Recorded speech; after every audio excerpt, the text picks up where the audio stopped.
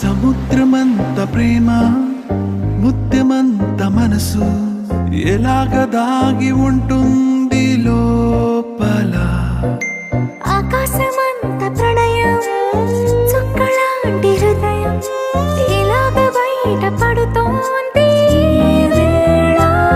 నడియడారిలాంటి ప్రాణం నడిమేఘానితో ప్రయాణం ఇక నా నుంచి నిన్ను నీ నుంచి నన్ను తెంచలేదు లోకం.